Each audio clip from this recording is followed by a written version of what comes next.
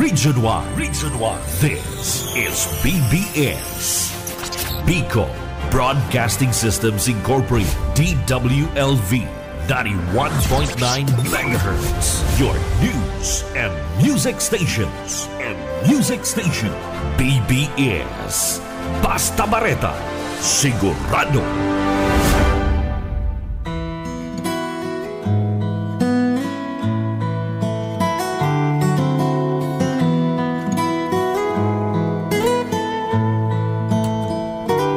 Okay, magandang maga pong muli sa ating lahat.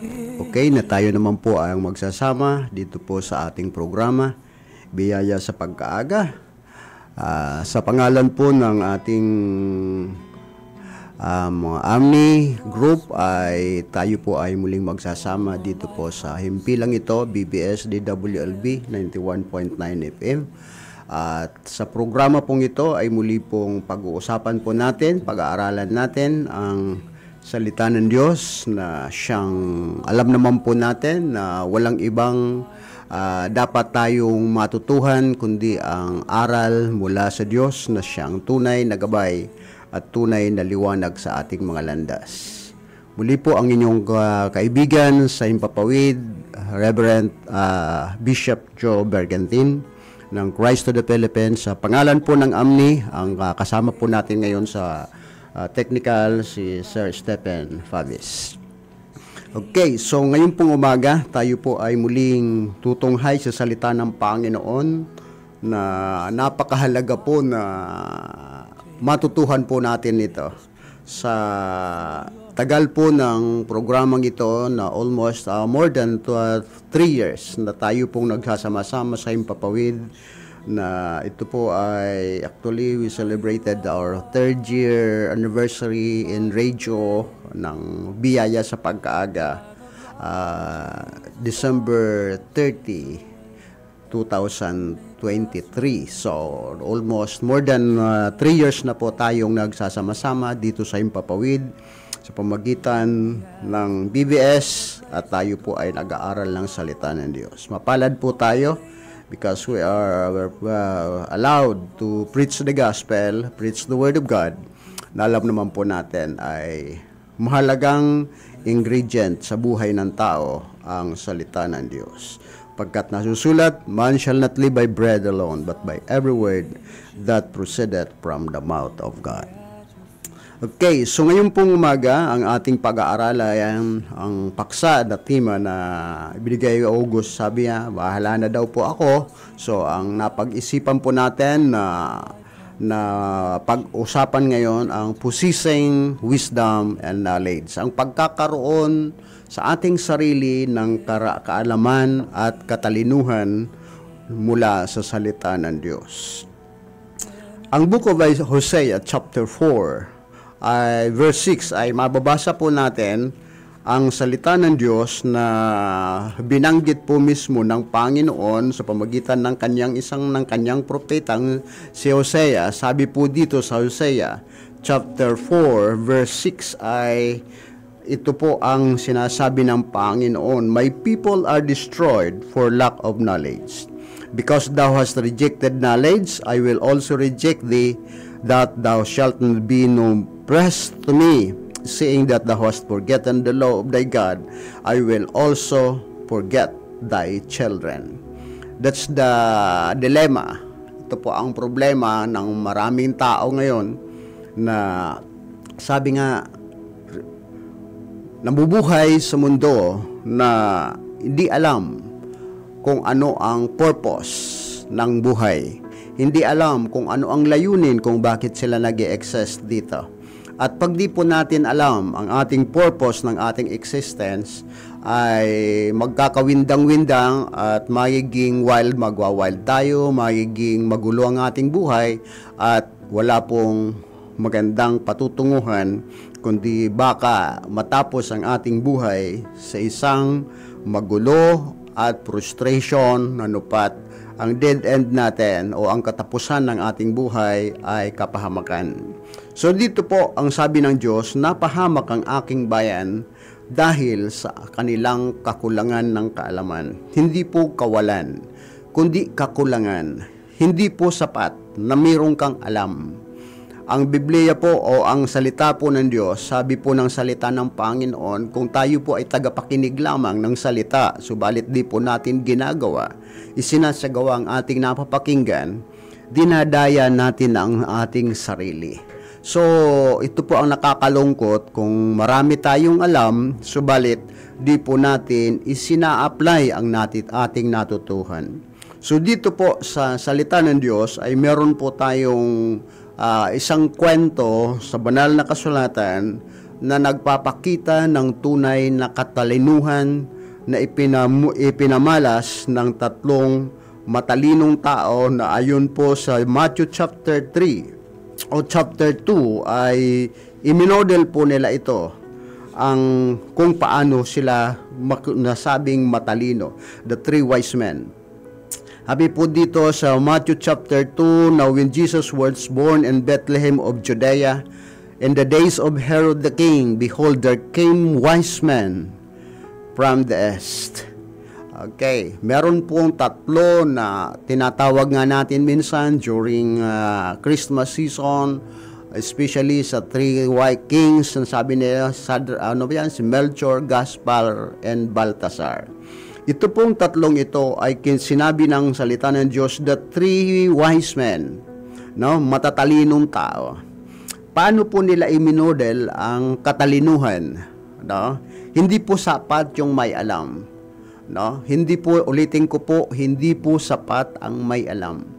Alam mo ang katotohanan. Pero pag ang katotohanan ay di po natin nai-apply, hindi po natin isinasagawa, sabi po ng James 1:22, dinadaya natin ang ating mga sarili.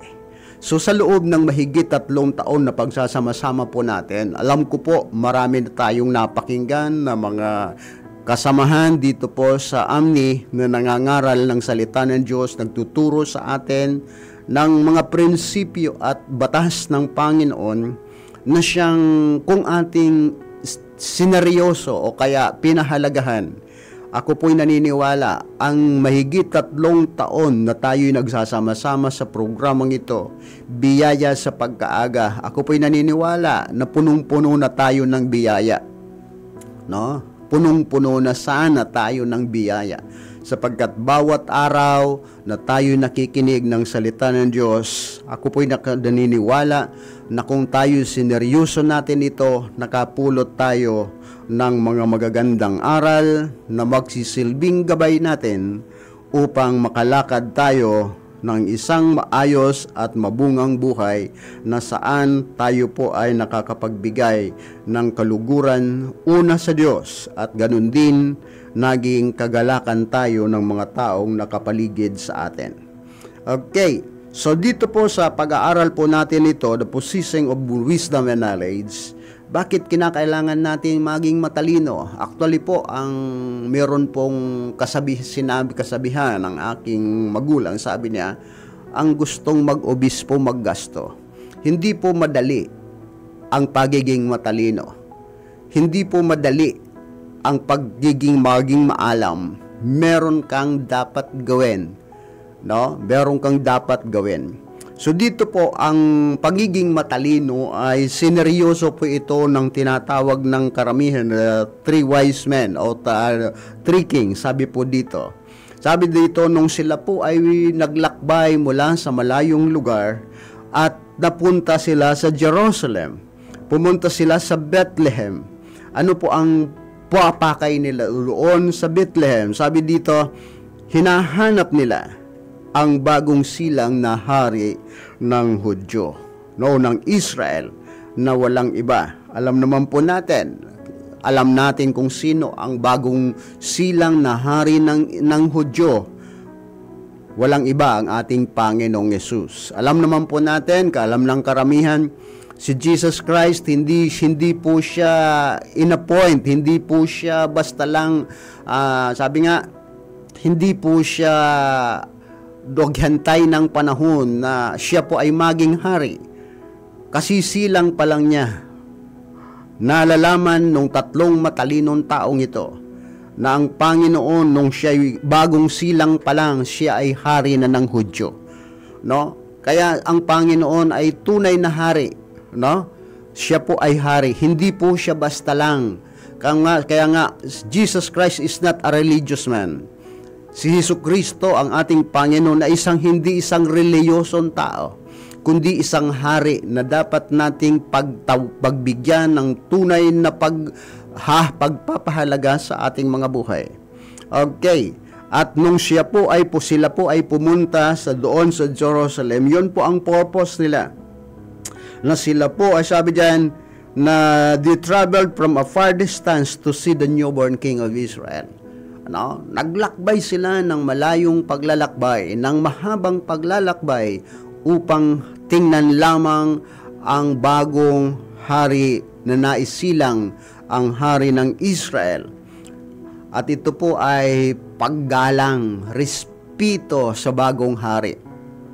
Okay, so ito po ay tinuturo sa atin dito, ang tunay na matalino ay marunong gumalang sa hari. No? Kahit pa matalino ka, kung di ka marunong gumalang sa hari, lalo na sa Diyos, ay mahihirapan ka. No? So dito po ay makikita po natin na sila ay naglakbay. Sabi nga, ang sinundan lang nila ay bituin. Sabi nga, sabi dito, for we have seen His stars in the east and are come to worship Him. Ang pangalawa pong rason bakit sila naging matalino, they went to Bethlehem to worship the newborn King of Israel. No? Ang isa pong matalinong tao ay natututo at marunong sumamba sa Diyos. Ito po ay iminodel. Sabi ko nga, iminodel ito ng tatlong matalinong tao sa kasaysayan ng banal na kasulatan, the three wise men. Pumunta sila doon hindi lamang para gumalang sa bagong silang na hari ng Israel, na pumunta sila doon para sambahin ang bagong silang na alam nila hindi lamang siya hari, kundi ako po'y naniniwala, alam ng tatlong matalinong ito na tao na ang kanilang pupuntahan ay karapat-dapat na sambahin. Kapagkat ako po'y naniniwala, hindi lamang sila mga astrologers, kundi sila ay mahusay na taga-aral ng mga kasaysayan at mga kasulatan during their times. Kaya nga ibinilang silang matalino. Okay, so dito po, hindi lamang sila pumunta doon sa Bethlehem upang tingnan ang bagong silang na hari ng Israel, kundi pumunta sila doon upang sambahin ang bagong silang na hari. Hallelujah! At ako po'y naniniwala na kung tayo po ay ito po ay siniseryoso din ng marami, tandaan po natin, Jesus is not a religious man. No? Siya po ay hari. Bago pa lamang siyang isilang. Actually, hindi naman talaga siya, walang pasimula ang kanyang panahon. Sabi nga, He is the Ancient of Days. No? Bago pa magkaroon ng mundo, ang ating Panginoon ay siya na. No? Ang pagkasilang sa Panginoon ay katuparan lamang ng mga hula sa salita ng Diyos na ipinangako sa pamagitan ng mga propeta na sinugo ng Panginoon upang magbigay sa atin ng mensahe. Okay, i-recommend o kaya ipakilala ang ating Panginoon. Okay, the third thing na bakit na i-considered sila na matalino, hindi lamang sila pumunta doon para tingnan ang bagong silang na hari ng Israel, kundi sila rin po ay pumunta doon sumamba, at ang pangatlo, sila po ay pumunta doon na may daladalang mga handog. Ano? Tingnan po natin, ang pupuntahan nila ay hari. So, dapat magbigay sila ng offering na handog na karapat-dapat sa hari. Ano ang dapat ihahandog mo sa hari? Dapat, kung kino-consider natin ang Panginoon ay hari, sabi niya, ang dinandog ng tatlong ito ay talagang hindi po simple. Sabi nga, ang kanilang handog ay gold, ginto, insenso at mera. Ano? Ginto, sabi nga, ang ginto ay akin, sabi ng Panginoon, silver and gold are mine. Ano? ang ginto at pilak ay akin. Kaya itong tatlong ito, nung sila po ay pumunta doon upang sumamba, sila po ay may handog. No? Hindi po sapat na tayo po ay pupunta sa mga pagtitipon sa gawain ng Diyos. Na kung tayo ay tunay na matalino, hindi natin pagtitipirin ang Panginoon, ibibigay natin ang the best nating offering sa Diyos. Ang mga tunay na matalino, alam nila ang kanilang offering. Hallelujah. So dito po sa puntong ito na makita natin na sila po ay nagdala ng offering. Sabi nga, they bring with them the right kind of offering. No? Nagdala sila ng tamang handog. Hindi po yung basta lang na handog. Okay na ito. Hindi po. Yung deserve, yung pupunta, yung bibigyan mo, deserve siya na tumanggap ng handog. Why? Ako po'y naniniwala ang Panginoon ay karapat-dapat na tumanggap ng mga handog. Hindi lamang ng ating tinig, kundi ang lahat ng meron tayo, sapagkat sinabi niya, the earth is the Lord and the fullness thereof. Ang lahat ng bagay sa mundong ito ay sa Panginoon. Actually, tayong lahat na nabubuhay sa mundong ito, as I promised to the Lord, Lord, everywhere time I preach, everywhere I go na to preach the gospel, I will say to them na we brought nothing into this world. Walang taong isinilang sa mundo na may dalang piso, mga kapatid. Lahat ng bagay na meron tayo sa buhay na to ay kaloob ng Diyos sa atin. Huwag nating pagdamutan ng Panginoon. Ibigay natin ang the best sa Kanya. Kung tunay na tayo'y matalino, ibibigay natin hindi yung mga kapiraso ng ating kakayahan, kundi ibigay natin ang the best, offering natin even our lives. Kaya nating ibigay ito sa Panginoon. Hallelujah. So dito po makikita natin na sila po ay nagdala ng tatlong handog. No, nagrepresent ng sufferings, yung mera, yung pabango ay magandang pabango na inihandog nila. Hindi po yung murang pabango ang sabi nga, binigyan pa ng mera nung pabango ang ating Panginoon, nagpapahayag ng kanyang gagampanan sa buhay nung siya po ay nandito sa mundo, ang ating Panginoon. Mga kapatid, ito po ay pangatlong dahilan kung bakit tinawag silang mga matalino. Sila po ay nagbigay, nagdala ng tamang handog doon sa kanilang sinasamba. And the third or the fourth, sabi yan, they respect the authority of the land. Sila po ay marunong magrespeto, gumalang sa mga leader ng bansa. During the time King Herod, no, meron hari sa Israel na walang iba si Herodes. Hindi sila basta lang pumunta doon. Yes, sila'y matalino. Pero natuto silang mag-submit sa authority sa lupa. No? Why? Inuutos po ito sa atin ng Panginoon. Sabi na, pasakop ang lahat sa pamahalaan, sapagkat walang pamahalaan na hindi galing sa Diyos. So matalino sila. Kaya dahil sa sila'y matalino, oo, meron silang napakagandang pakay, napakahalagang pakay. Ang kanilang mensahe, ang purpose ng pagpunta nila sa Jerusalem ay banta sa hari na walang iba sa Herodes. Pero hindi nila ito tinago kay Herodes. Sila'y pumunta kay Herodes bilang pagrespeto pa rin, no? Doon sa hari ng lupa, ng teritoryo na walang iba si Herodes. Sila'y pumunta doon at kinausap, nag-observe sila ng, sabi nga, nagkaroon po sila ng, ano ba yan? Ng courtesy doon sa hari ng Bethlehem, no, ng Judea, no, na walang iba si King Herod, at nakipag-usap sila. Okay, so napakahalaga po kung tayo po yung mga matalinong tao, marunong tayong sumunod sa authority ng lupa, hindi tayo violators ng mga laws and ordinances, no. Isa po yan sa patunay na tayo'y matalino, tayo'y marunong sumunod sa mga alituntunin at batas na pinapairal sa ating bansa.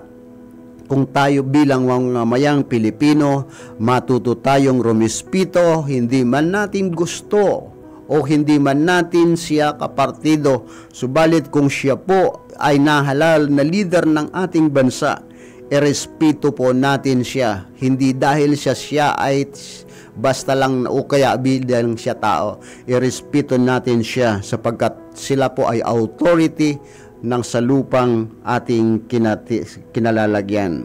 Mga kapatid, makikita po natin na ang tatlong ito na sabi nga, una sila po ay pumunta doon upang tingnan o kaya hanapin ang bagong silang na hari ng Israel. Pangalawa, sila po ay pumunta doon upang sumamba sa bagong silang na hari ng Israel na alam nila hindi lamang ito basta hari, kundi siya po ay Diyos sapagkat sila po ay nag-aaral ng mga kasulatan during their time. At pangatlo, sila po ay nagdala ng magagandang handog, tamang handog, karapat-dapat na handog sa kanilang sasambahin. At ito po ay kinakailangan din natin. Sabi ko nga, more than 3 years na tayo nagsasama-sama sa Himpapawid dito sa programang ito ng Biyaya sa Pagkaaga. At ako po'y umaasa na tayo po ay natututo na at marami na tayong natutuhan ng siyang magsisilbing gabay upang tayo po ay maging mga matalino. Na malinaw na sinasabi ng Panginoon, napahamak ang aking bayan dahil sa kanilang kamangmangan o kawalan ng sapat na kaalaman. Ulitin natin, ang sapat na kaalaman ay hindi lamang yung nakabasa ka, nakarinig ka. Mapalad po kung tayo po ay natututong ina-apply natin sa ating mga sarili ang mga prinsipyo at mga batas ng Panginoon sa ating mga sarili. Okay, hindi tayo kasama doon sa mga taong nakakakita, may mata subalit di nakakakita, nakakarinig subalit hindi nakakaintindi.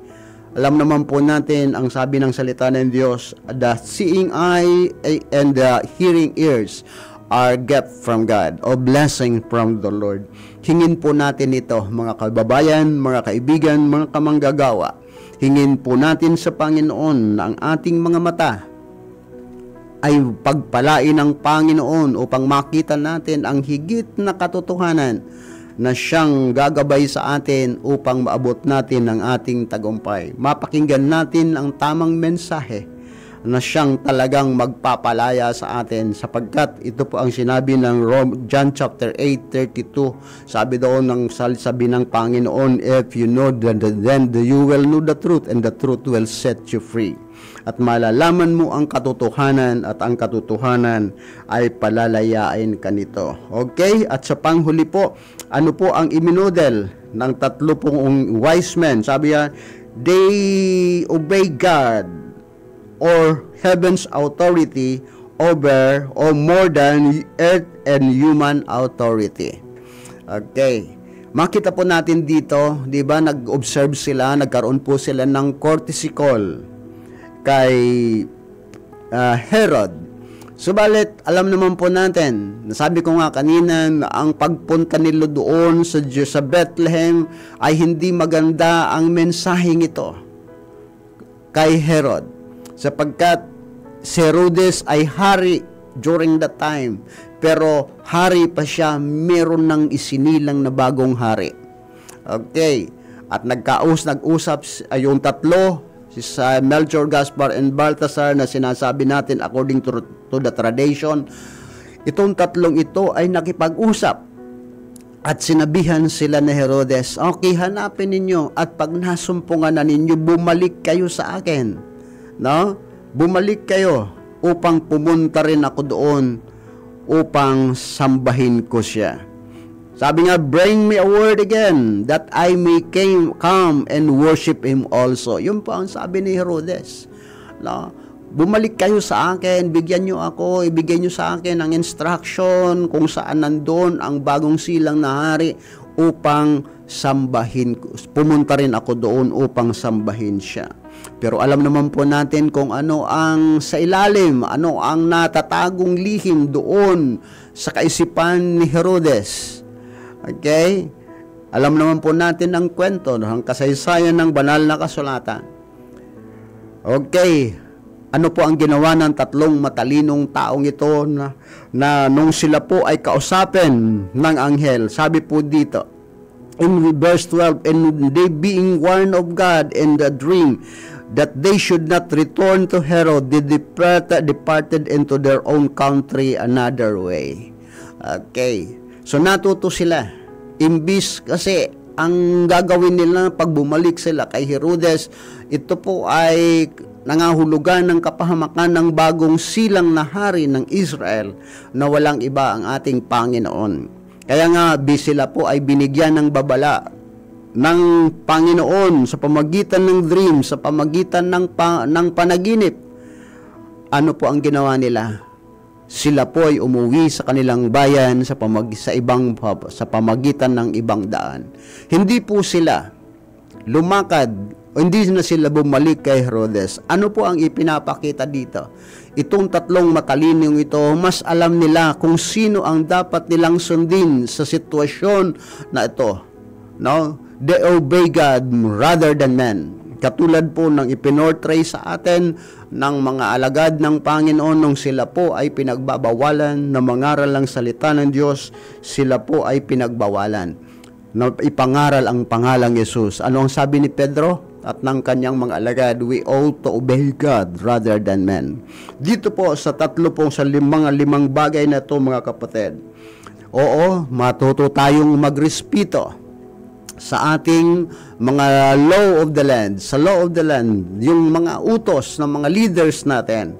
But kung meron batas na dapat tayong irespetong higit, ay ang batas ng Panginoon, at kung meron man tayong dapat na sundin na higit, ay ang batas ng Diyos o ang Diyos na may-ari ng lahat, mga kapatid. So dito po, possessing of wisdom and knowledge ay napakahalaga. Ulitin ko, muli po tayo ay nagsasama-sama at magkakasama na tayo ng mahigit 3 taon sa himpilang ito ng BBS upang ibigay sa atin ang mensahe tuwing umaga, ang biyaya sa pagkaaga. At ako po'y naniniwala ang 3 years na to, more than 3 years na to, sapat na upang matuto tayo at mag-excel tayo. Sabi nga, a man with an excellent spirit will stand before kings, not mere man.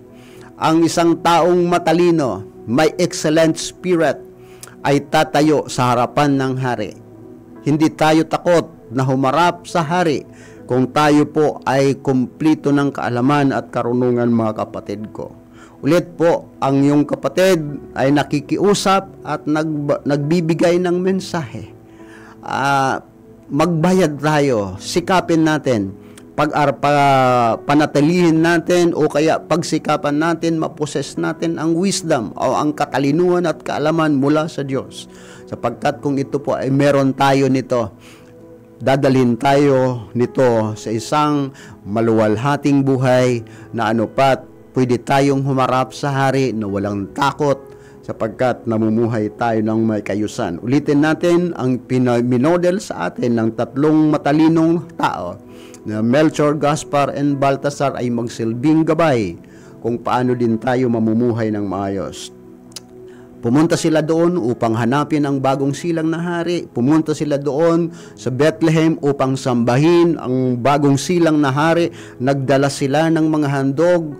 Natuto sila ng gumalang sa authority ng bansa at natuto silang sumunod ng higit sa Diyos, higit sa tao. So why? Sabi nga, fear God, keep His commandment, for this is the whole duty of man.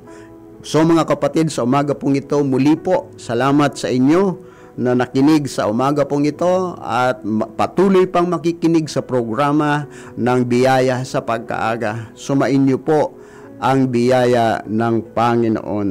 So sa umaga pong ito, muli po nagpapasalamat tayo sa pagkakataon na tayo nagkasama-sama sa programa pong ito. Ang inyong kaibigan, ang inyong kapatid sa Himpapawid, Reverend Joe Bergantin ng AMNI at the same time ng Christ to the Philippines. Muli po, salamat po sa programang ito. Salamat kay Sir Stephen sa technical at patuloy nating subaybayan ang sunod na programa, ang programang Barita, sa pagkaaga na darapo kan sa tuyang tugang na John Bernas. Okay po, ito po ang inyong kapatid. Salamat po sa lahat ng nakinig, pagpalain tayo. Amazing grace, how sweet the sound that saved a wretch like me. I once was lost, but now am found. Was blind, but now I see.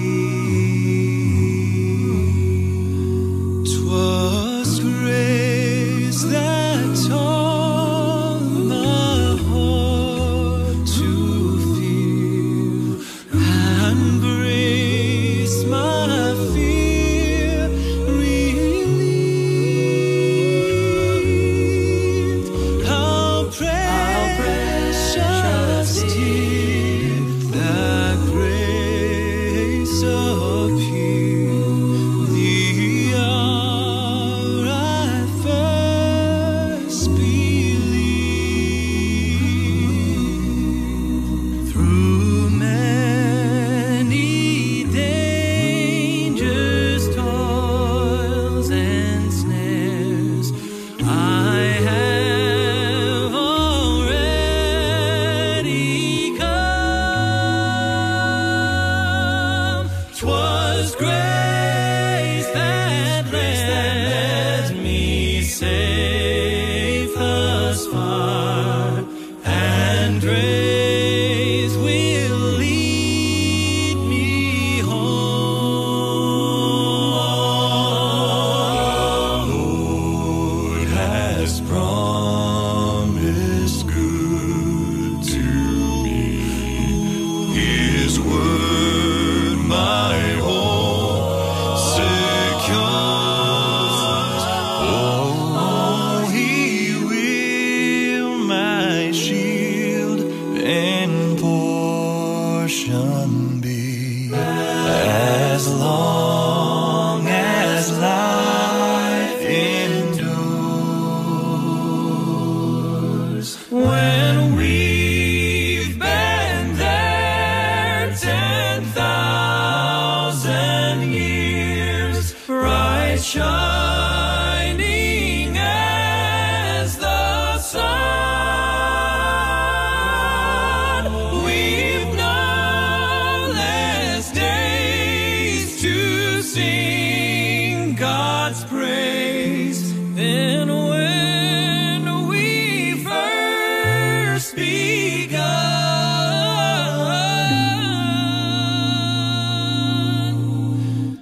Then when we first